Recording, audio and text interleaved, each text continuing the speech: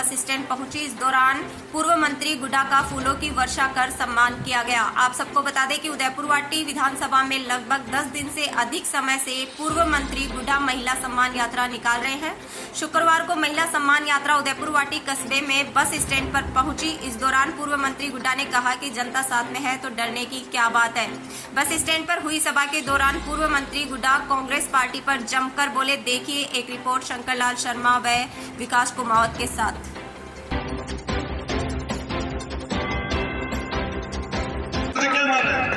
कुछ नहीं समझता क्योंकि मेरा कहना आदमी ही मेरे छोटे और बड़े भाई और बहन है मेरे पीछे। मुझे पता है राजेंद्र गुड्डा को जेल में डालेगा तो आग लगेगी, पूरे राजस्थान में सांस बंद हो जाएगा। मैं कहता हूँ आपके इस चैनल के माध्यम से मीडिया को, गहलोत साहब मैं आपके साथ 2 बार मंत्री रहा हूँ, आपको जानता हूँ और आपका आह्वान करता हूँ आपके राजेंद्र गुड्डा को जेल में डाल के देखना, अब जेल में डाल के देखना। मैं इंतजार करता हूँ जिस दिन आपकी पुलिस आएगी तो आपको वेलकम करूंगा। धन्यवाद। सांस बंद नहीं हो जाए। आपकी पार्टी के सदा सदा के लिए समर्थन। बंगाल में कांग्रेस के जो सारे एमएलए मोटरसाइकिल पर आ जाते हैं। उत्तर प्रदेश में 400 एमएलए हैं और विधानसभा में बीजेपी की मोटरसाइकिल की सवारियां 2। 400 में से उत्तर प्रदेश में कांग्रेस के एमएलए हैं 2। बिहार में समाचार समा, बंगाल में समा, पूरे हिंदुस्तान में समाप्त हो गए और ये यहाँ भी करने में लगे हुए हैं। हमने तो इनके लिए जान दे दी, मुर्गो जान दे दी और खाबाड़ों पे मजो करे। अरे मुझे तो अपनों ने लूटा। गहरों में कहा दम था, मेरी किस्ती भी डूबी भाई का पानी बहुत बंद था। धन्यवाद।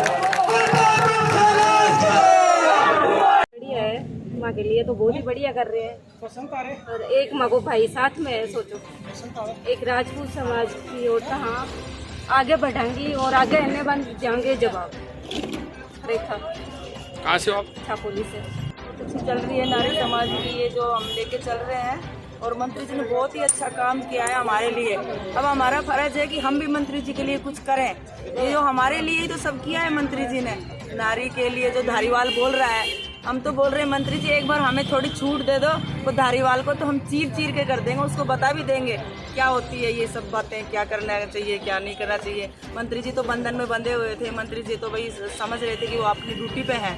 हमें कोई बंधन नहीं है, कुछ भी नहीं है। एक बार धारीवाल हमारे सामने आके देखे, उसको हम जवाब देंगे क्या होता है मर्दांगनी, क्या वो सोच के क्या बोलता है ये। मेरा नाम सुनीता है गुड्डा से। देखिए भीड़ जो हो रही है, जो महिला का जो नारी सम्मान की बात चल रही है, मंत्री साहब ने जो विधानसभा में जो ये मुद्दा उठाया है, तो आज जो ये महिलाएं जो पूरी ताकत से पूरी जोश से आज गुड्डा साहब के साथ में है, क्योंकि आज जो उन्होंने उनके बारे में जो विधानसभा में जो आवाज़ उठाई है, तो देखिए आज जो जोश आज इनको आज जो युवा है धूप में बारिश में, ये देखो ना कि उमस में ये पूरी जान लगा रखी है गुड्डा साहब के साथ में। तो जो यात्रा निकल रही है ये पूरी अच्छी निकली है और सबको मैं धन्यवाद देना चाहती हूँ कि मंत्री साहब के साथ में जो जोश के साथ में सब युवा साथ में थे, पूरे उदयपुर वाटे के सारे जो साथ में हैं। और जो महिला में जो जोश है, मैं कह रही हूँ कि अगर नौबत आ गई तो वहाँ विधानसभा में हम घेरा देंगे। सारी महिलाएं हमारे साथ में हैं। इनका जो मान सम्मान उन्होंने नहीं किया, जो धारीवाल जी जो कुछ ऐसे अजीब शब्द बोल रहे हैं वो हमारे कतई भी बर्दाश्त नहीं हुआ, इसलिए सारी महिलाएं उनके साथ में हैं। मंत्री कृष्ण गुड्डा साहब को बोलने नहीं दिया, उनके तो मुंह पे ताला लगा दिया। जो भी वहाँ जो फैसला होता है गुड्डा साहब बोलते थे, उसी जैसे आज नया जो युवा है उनकी जो नौकरी का सवाल होता था तो वहाँ विधानसभा में तो होता है। गुड्डा साहब अब कम नहीं बोले गुड्डा साहब, तो गुड्डा ये नहीं सोचा था कि चुनाव पास में आ गए हैं अब बोलूंगा, उनको बोलने नहीं दिया। वहाँ पे बोल तो कब से रहे हैं वो, जो नारी पे बात आई है तब बोला, उनसे रहा नहीं गया।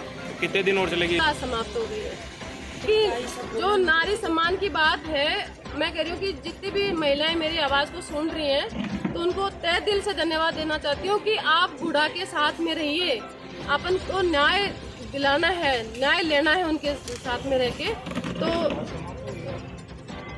मैं तो गुड़ा साहब की वाइफ हूँ। ये मंत्री जी पिछली 21 तारीख को बर्खास्त हुए थे और ये जो महिला की जो यात्रा चल रही है, सम्मान की यात्रा चल रही है, वो उसी बात को लेकर बर्खास्त हुई। उन्होंने क्या कहा था? उन्होंने ये कहा था कि हम 3000 किलोमीटर दूर की बात कर रहे हैं, हमें अपने खुद के गिरबान में झांकना चाहिए। तो वो बात अशोक जी गहलोत को बुरी लग गई कि हम मेरा खुद का मंत्री ऐसे कैसे कह सकता है, तो उन्होंने उनको बर्खास्त कर दिया। उसके बाद मंत्री जी वापस गए थे, जब वो मंत्री नहीं रहे तो वापस मंडे को गए थे अपना एक्सप्लेनेशन मांगने कि मुझे ऐसे कैसे बर्खास्त कर दिया आपने। तो उनको निकाला गया, जो भी वो पूरा प्रोसेस हुआ था। और उसके बाद में अगले ही दिन ये ऊँट गाड़ा यात्रा स्टार्ट हो गई थी, महिला के सम्मान की यात्रा स्टार्ट हो गई थी। और अब हमारे साथ में भारी संख्या में महिलाएं, आदमी, बच्चे, बूढ़े सब चल रहे हैं। और आज भी इंदरपुरा से, खियूसर से, छावसरी से दुनिया भर की महिलाएं अपना सपोर्ट दिखाने आ रही हैं। मंत्री जी ने खुद के अपने मुंह से कहा था कि वो 8वीं मंजिल पे चढ़ के उन्होंने CRPF के जवानों के सामने उन अंदर घुस के उन्होंने वो डायरी निकाली थी मुख्यमंत्री जी के लिए। और इतना अनग्रेटफुल इंसान मैंने नहीं देखा मेरी लाइफ में अभी तक, और उन्होंने भी नहीं देखा होगा। और वो पूरा प्रोसेस हुआ था जिस डायरी के अंदर, लाल डायरी के अंदर काले कारनामे थे उनके, भ्रष्टाचार की पूरी रिकॉर्ड था उनका। तो वो पूरा प्रोसेस हुआ था। किस प्रकार के कोई काले कारण? मंत्री जी ने अभी 2 दिन पहले 3 पत्ते रिलीज़ किए थे, 3 पन्ने रिलीज़ किए थे। उसके अंदर क्रिकेट जो चला था, क्रिकेट का टूर्नामेंट्स, उसके अंदर जितने भी भ्रष्टाचार हुआ था उसका सारा लिखा हुआ है। और अभी भी टाइम के साथ में वो रिलीज़ करते जाएंगे पन्ने।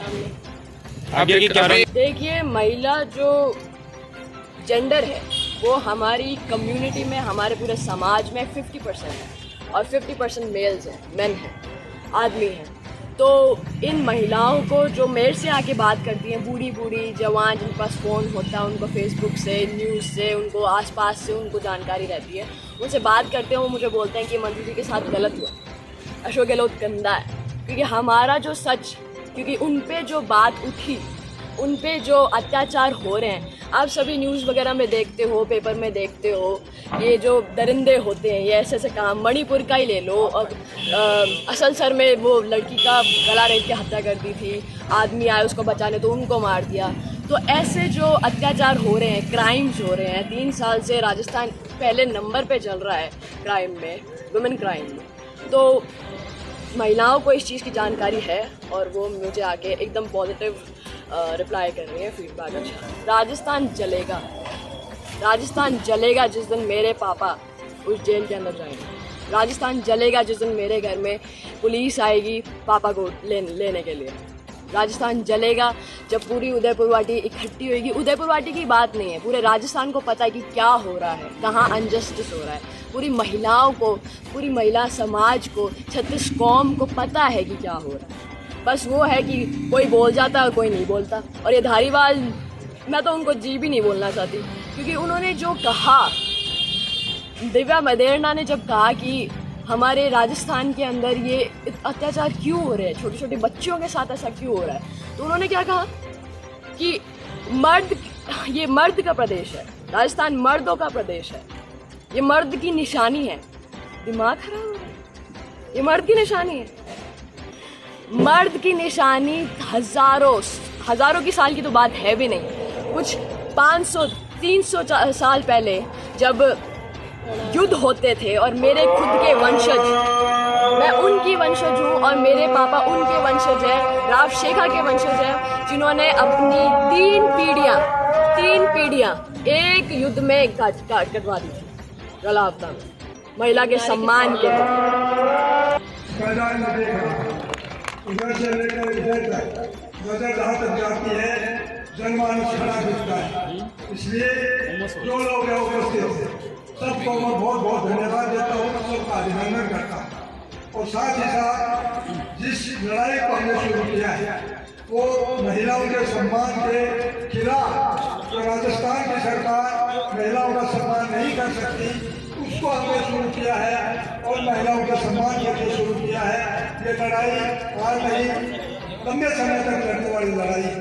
लेकिन जिस लड़ाई के लिए, इस मुद्दे के लिए राजेंद्र सिंह हुड्डा को बर्खास्त किया गया, ये बर्खास्त भी राजेंद्र सिंह हुड्डा की नहीं, ये उदयपुरवाटी की समस्त जनता की है।